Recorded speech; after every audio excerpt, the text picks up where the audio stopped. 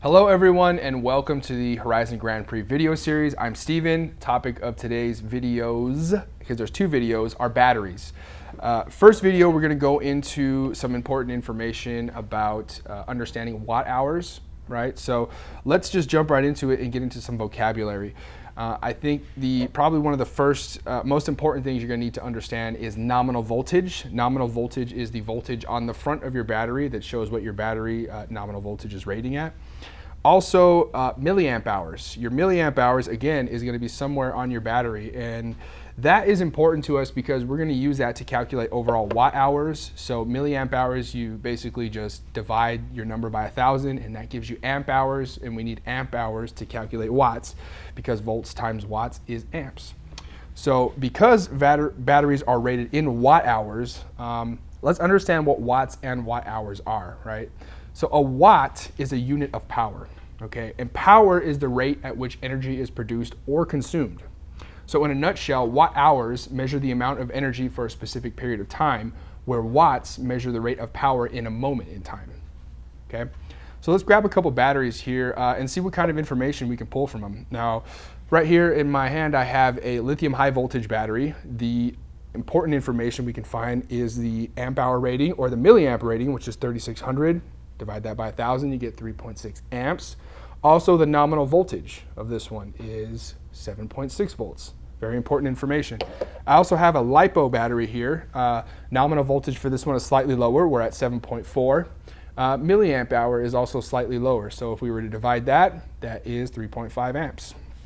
So let's do an example with each one of these batteries so we can understand how to calculate watts for each of these, right? So with our lithium high voltage, you take your nominal voltage and you multiply it by your milliamp hour divided by 1,000, right? So what does that mean? That means you take 7.6, you multiply it by 3,600 divided by 1,000, which is 3.6. So 7.6 times 3.6 equals 27.36 watts, right?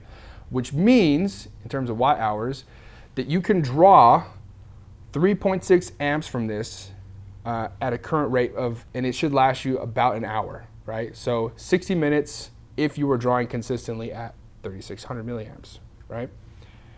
Now for our second example, we have a Lipo battery here. The Lipo battery is rated at 3,500 milliamps. So divide that by 1,000, that's 3.5 amps, right?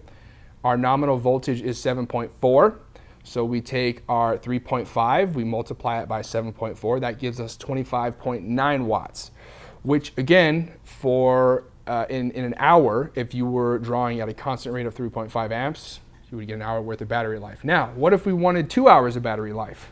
Especially in terms of this race, that's important information. Basically, you just take your amp hour rating and divide it in half. So if we wanted to stretch this battery for 2 hours, that would be 1.75 amps at a constant draw, okay? And with these two batteries here, with these two examples in mind, there's a couple types of battery chemistry that I think are really useful in the type of racing we're doing. There's lithium iron, there's lithium polymer, there's lithium high voltage, and there's also lithium ion, right? You just gotta make sure that you check the watt hour rating on the battery, or do some math and calculate it yourself, and make sure you're within range for 29 watt hours for a qualifier, or 58, which is 2 of these for a regional. Also remember that each type of battery has its advantages and disadvantages, and really just think about how much mAh you can get at a lower voltage versus how much speed you can get at a higher voltage, okay? So what does this all mean in terms of the race that we do? Well, it means that for the qualifier, you have 29 watt hours to play with, and for a regional, you got 58 to play with. So it's up for you guys to figure out. Now, we have a challenge question here.